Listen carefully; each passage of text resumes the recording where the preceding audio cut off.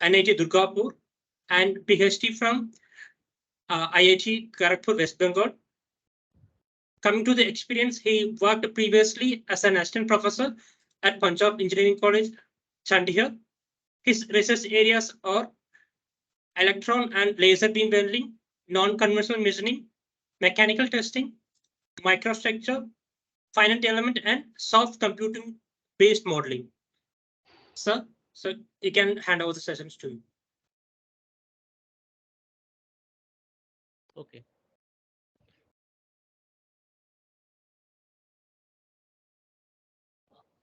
Is the PPT visible?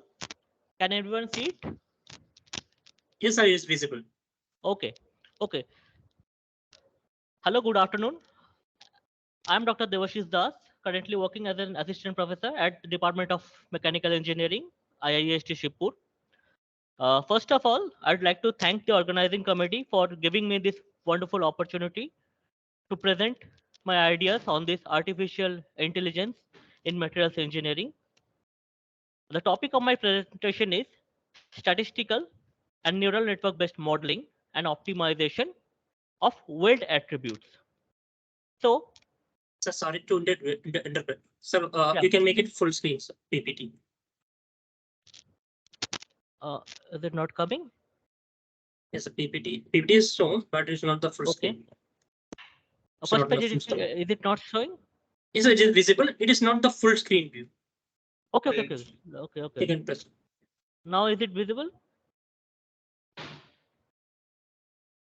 Now is it visible in full screen mode? So wait, sir. We'll think it's not coming right. So okay, so you can carry on. Okay, okay. As the topic, as you can see, it consists of statistical techniques, neural network based modeling, optimization, and Weld attributes. So the topic is having 4 keywords. So what do you mean by statistical technique? What are neural networks? What is optimization? And how these techniques are used to model and optimize different Weld attributes? We'll be discussing it. So before we start, I'd like to clarify that all the images used in the current presentation belong to their respective owners. These are collected from free available online materials, and these are used purely for better understanding and appropriate visualization. So sorry to disturb. So I think its Yeah. slide is not visible. Okay. Not changing. Okay. Okay. Yeah. Let me just stop the sharing and then I will start it again. Yeah. Okay, Just sir. just a Thank you. second.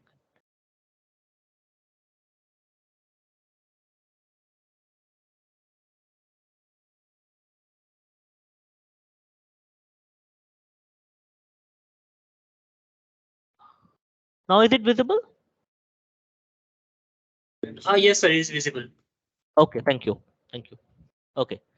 So okay. First of all, when we hear the term intelligence or intelligent, the first thing that comes to our mind are some notable scientists or say some movie heroes or some detectives. So why do these figures come to our mind when we hear the term intelligence? Because they have certain features. For example, our scientists, they have the extensive capability of thinking and extracting solutions from a given angle. Similarly, detectives have a feature of decision making, thinking, and time dependent decision making. So, an average person, how can he become like their idol? Is it possible for us to copy their intelligence and put it in a chip and put it into our brain so that we could become very efficient like our idols? So, from this concept, what can we say about AI? Artificial intelligence is the integration. What are we integrating? The cognitive abilities. Cognitive abilities such as learning, reasoning, problem solving, pattern recognition, and most importantly, adapting to new situations, that is, unforeseen circumstances. So, It is mimicking or replicating the human like intelligence to certain degree. We are not saying that all the intelligent equipment will be as intelligent as human. Different equipment will have different degree of intelligence. Now, usually it includes machine learning, deep learning, computer vision, robotics, and many other components. As you can see in this figure, it is a robot which is made of different mechanical or material components. So it belongs to the robotics category. What is it doing? It is gathering information from the surroundings utilizing computer vision. So it is having a set of cameras which are acting as the source of input. Next, it is processing utilizing the help of some machine learning algorithm. Finally, it is giving us output. What are its output?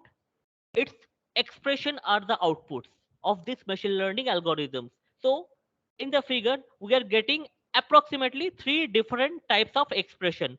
First one is surprised, second one is a little bit disappointment, and third one is anger. So three different types of human expressions are generated as output as a function of inputs whatever the camera can capture. Now AI can be seen in every single field, be it defense, be it trade and finance, healthcare, everywhere.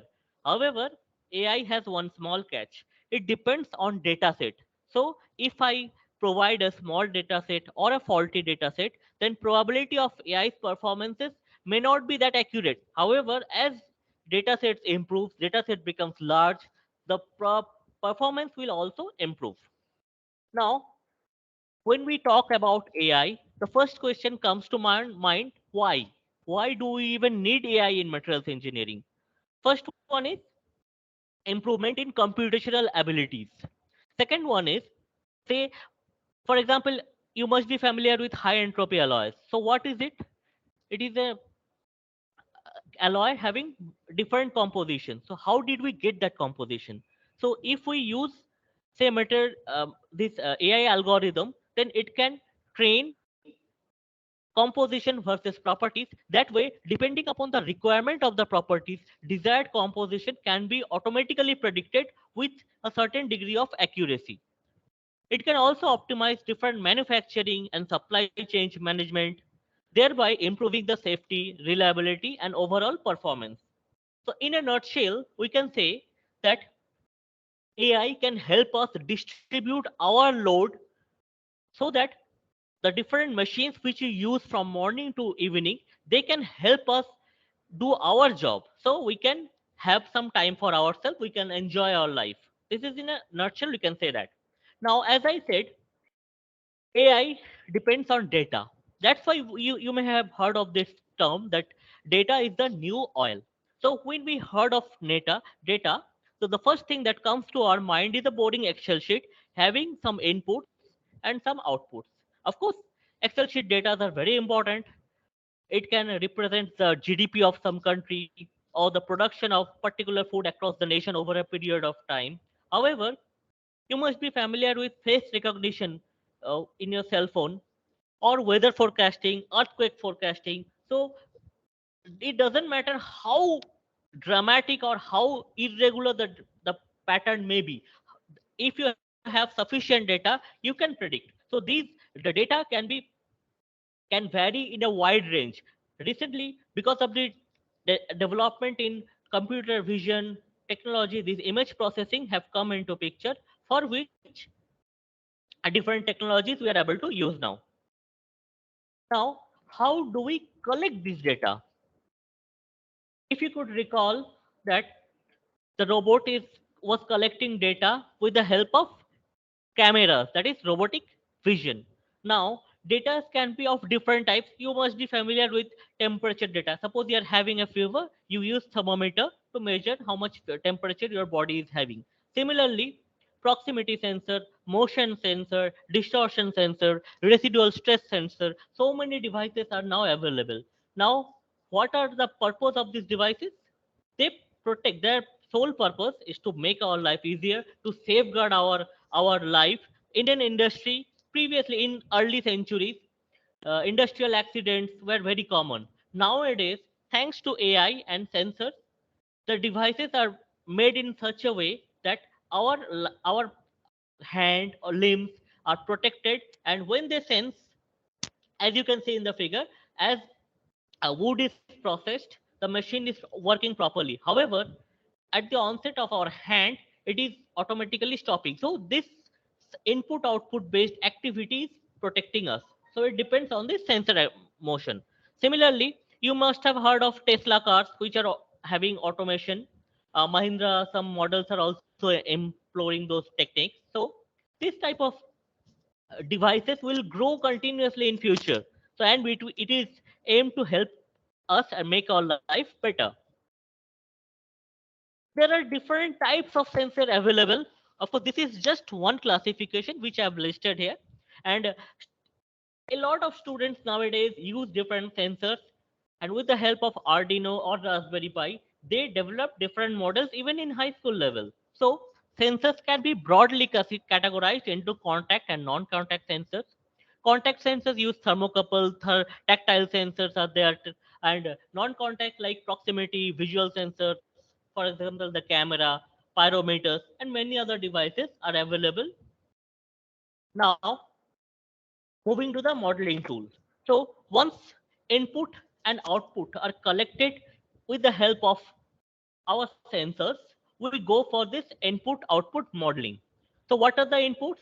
Input could be anything, say the temperature, stress, the initial conditions, anything could be temperature, and corresponding what are our objectives, what do you want to study, these are our outputs. Now when we say forward modeling, so modeling can be two types, forward and reverse. So when we refer to forward modeling, we represent our desired output as a function of different input parameters, that is what are the factors which could affect our outputs. Now for welding, for example, uh, if we set voltage current, we will get some penetration. Now say we cannot do everything with experiments, for example typhoon prediction or earthquake prediction, so we cannot wait for them to come. So depending upon the natural situation, if the output is known, the disaster or the weather fluctuation is known, we can predict the initial conditions using this technique. Moving on, some common modeling techniques are discussed here: artificial neural network, then fuzzy sets, decision trees. These are some of the modeling techniques. I was listening the previous speaker, he was talking on elaborately discussing on fuzzy sets. So I will be focusing on neural networks. These are some of the techniques which can be used for modeling. Now, what are neural networks? Neural networks are algorithms. They are having adaptive capability to adjust to the dynamic environment, to the changing environment. So neural network is a generic term which is symbolic, which is inspired from neurons working in biological environment, our nerve cells. So how our nerve cells work, it is a mathematical representation of our nerve.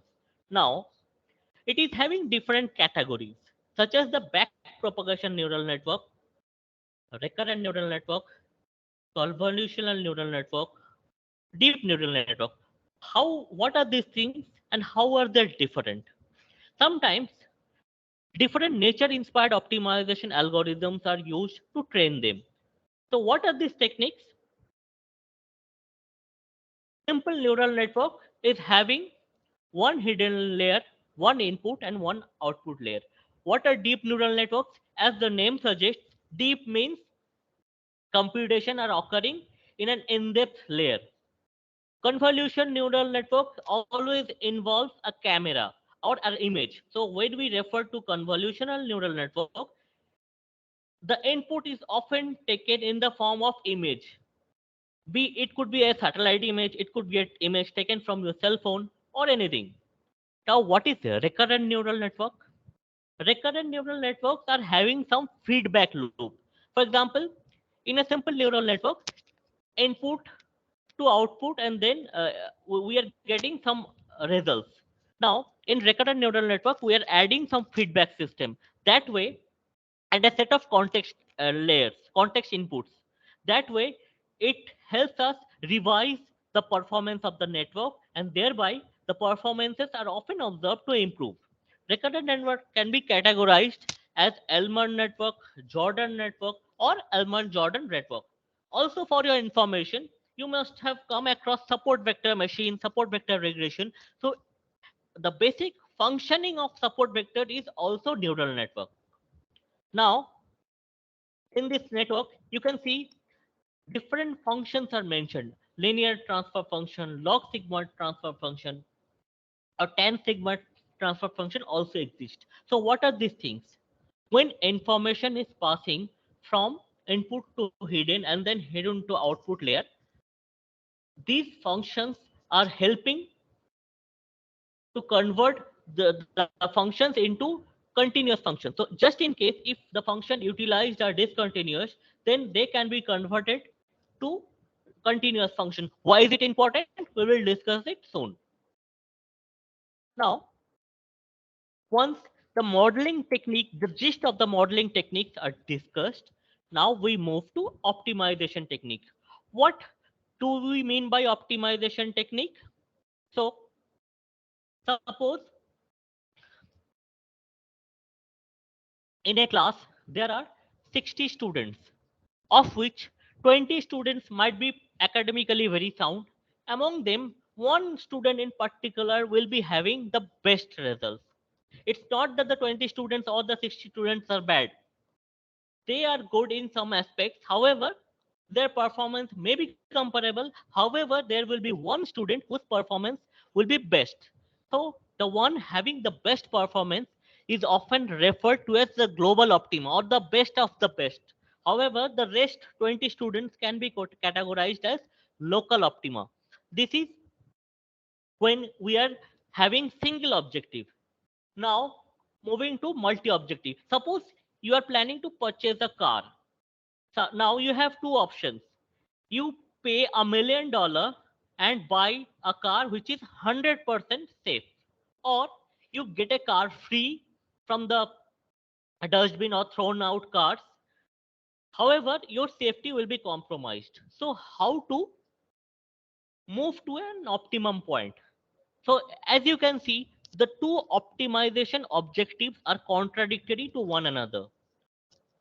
Safety and price, these are our two objectives. They are contradicting one another. So, this type of objective functions are called multi-objective optimization problems, and it is often represented through a Pareto optimal front. And the third is called many objective optimization problem.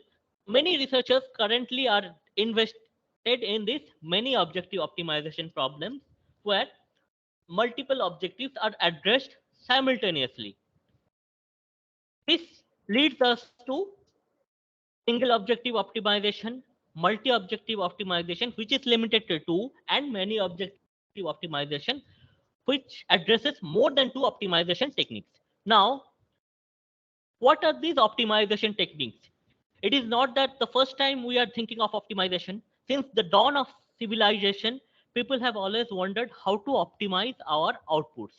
So, statistically, initially, statistical regression analysis, response service methodology, then gray relation analysis, Kirking metamodeling. These are some of the techniques which were extensively used by researchers for optimization techniques.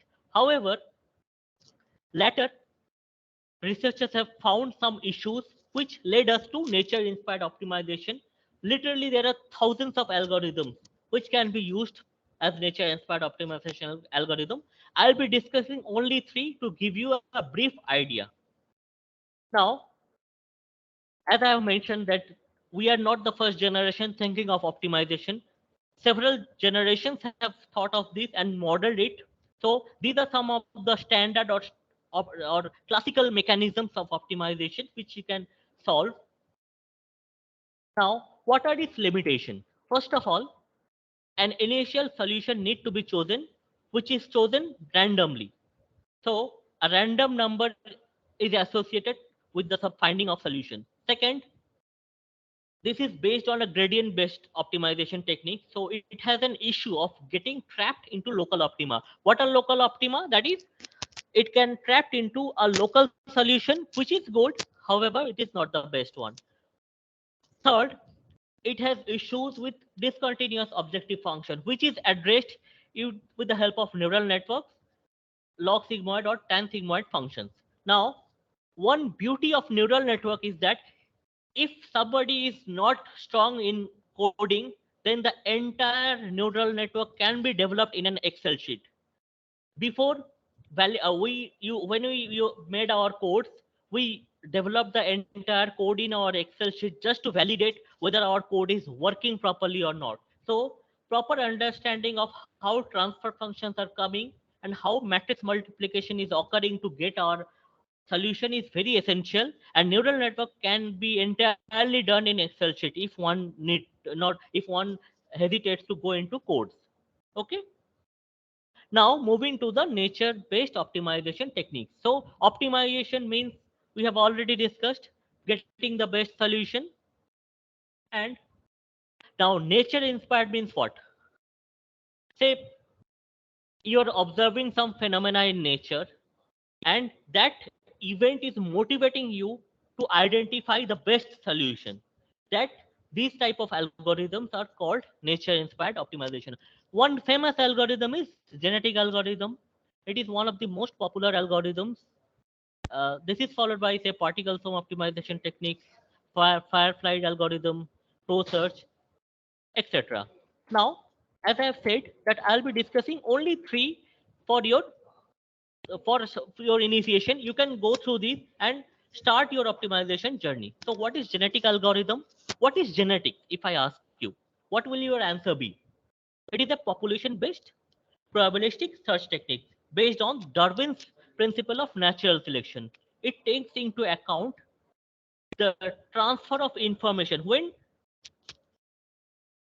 information, that is DNA code, is transferred from one generation to another generation. Suppose there are two parents, so based on their genetics, their good qualities or bad qualities will be transferred to their children.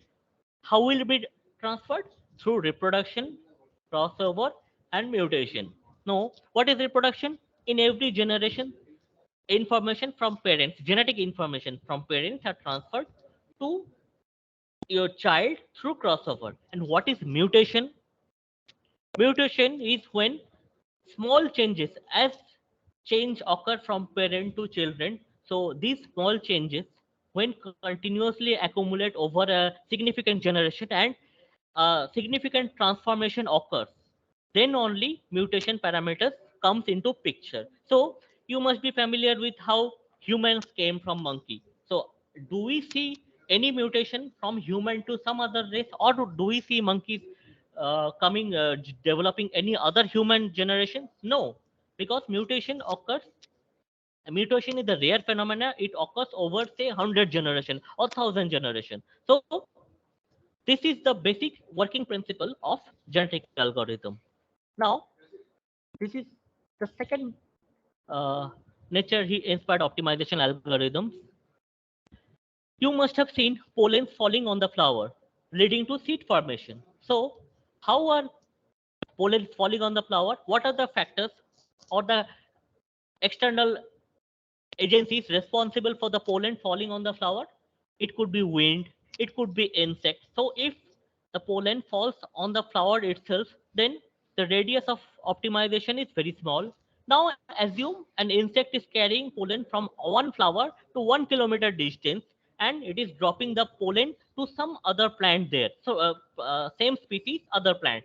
That way a large area is covered. So this can be considered as global optimization. That is search for global solution, and local optimization is search for nearby region. So if we lose an item, so step one is looking at the house. Step two is looking in the colony. So this from this approach, these algorithms are developed.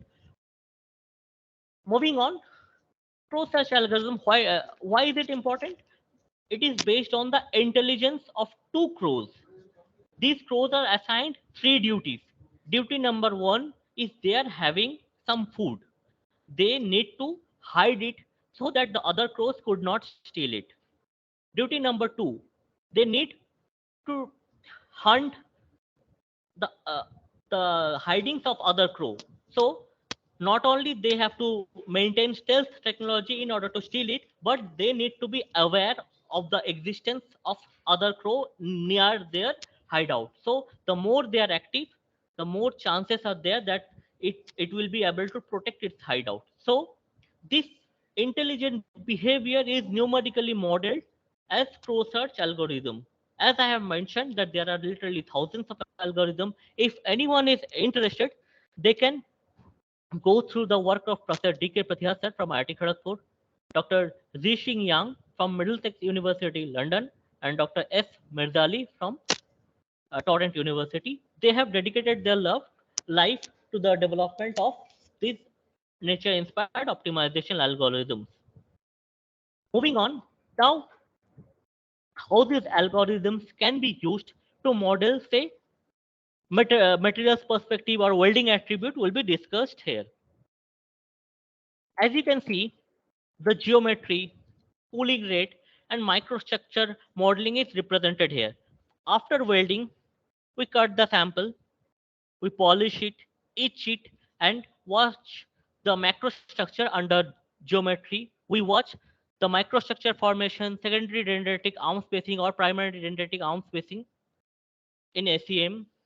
We can carry out EBHD analysis and study the low angle boundary, high angle boundary, etc. We can use thermocouple data, pyrometer data to obtain the temperature curve, cooling rate, etc. Once this input output data are obtained, we can use neural network based techniques to model the geometry, cooling rate, and microstructure. Next, we model welding, one of the welding defects, that is microporosity. As you can see, porosity depends on gas entrapment, and this is a highly volatile or highly dynamic situation. We have no idea how gases are distributed in the weld zone. Still, it is observed that the number of pore diameter, and pore sphericity, how it is distributed along the weld zone is quite effectively predicted with the help of neural network based data. If anyone is interested, for example, we have also carried out Raman spectroscopy to identify the gases present. If one needs, one can carry out LECO test to quantify the gases, and thereby this model can further be extended to the quantification and prediction of gases as a function of different welding input parameters, that is the power, speed, heat input, etc. Even the sphericity, how the shape of the pore will be developed due to the process parameters, is quite effectively predicted here. Now, as the topic suggests statistical technique, so we have employed some statistical regression analysis with the help of Minitab software. Of course, our software also we have used. So to represent the pore attribute as a function of different welding attributes. Now, apart from neural network, we have also used some other techniques, which is not of current importance of this discussion. So here we have used cross validation technique, that is we can go for training and testing purpose, where we can use 80% data for training and 20% for testing, or we can also use two-step cross validation, five-step cross validation, and 10-step cross validation to determine the percentage error or deviation. Here neural network has performed quite well. Moving to another welding defect, that is the residual stress measurement. Conventionally, we use X-ray diffraction techniques to measure the residual stress. It is based on Bragg's law. You might be familiar with. Sometimes we also use Newton diffraction techniques. Strain gauges or drill hole technique is a destructive based techniques. It can also be used for stress measurement. Some non-conventional techniques such as magnetic Barkhausen noise measurement technique can be used for stress measurement. However, this technique is having one limitation, that it the sample has to be magnetic only. If it is non-magnetic, then sufficient noise will not be captured. Thereby, we won't be able to properly quantify the data. Similarly, we have proposed a technique based on vibration and changes in natural frequencies. So it could be used to measure the stresses. Also, if one need, they could generate data utilizing FEM software. So once the input and output data are available, one can model the stresses utilizing some regression analysis or say some data modeling techniques. And also the neural network or other models can also be used where effective results are obtained. As you can see, the performances of most of the models are so close that it becomes very difficult for us to point that this algorithm has performed best. As we have previously discussed that these are data dependent techniques. In order to achieve best results, it is advisable to use at least 3-4 techniques so that one algorithm from different background could perform well. Now, these are the references. Uh, Please, if you have any questions, you can ask me now. Thank you, sir. Thank you so much for your wonderful knowledge sharing to our participants. Actually, with the way we are started with an application oriented, it is to graph to the audience also. So thank you, sir. Thank you so much. So now the session for question and answers. So participants, if you have any questions, you may raise your hands. We will unmute you.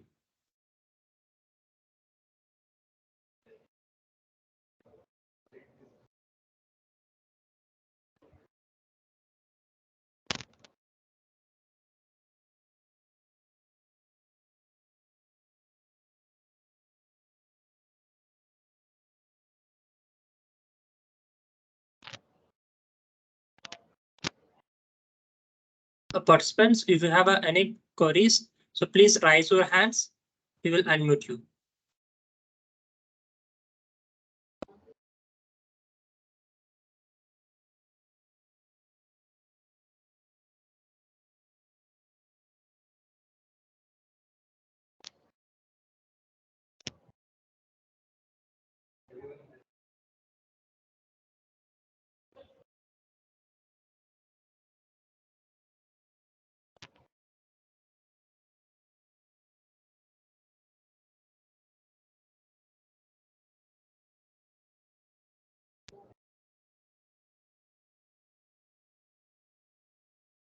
So I think no questions from audience side, sir.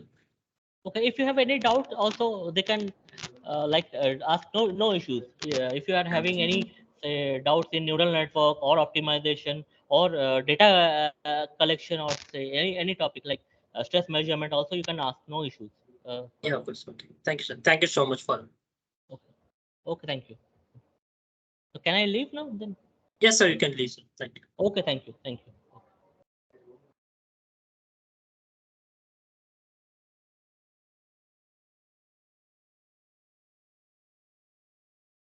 Thank you, participants, for attending the lecture. So I think that today's session will be over, and tomorrow sessions will be start as per the schedule. Thank you. Thank you, everyone.